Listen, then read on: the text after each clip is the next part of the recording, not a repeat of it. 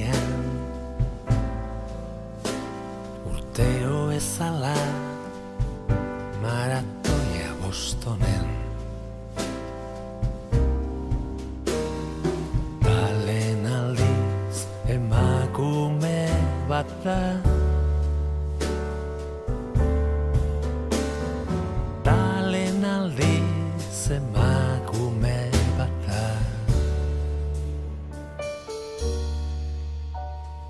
Bertan saiatu Catherine Switzer, bertan saiatu Catherine Switzer.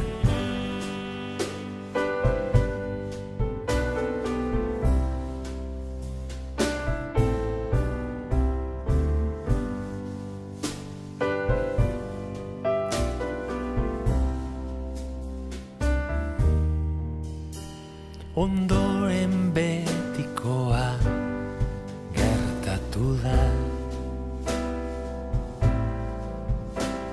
gizon batzuk hasi bultzaka eragozten.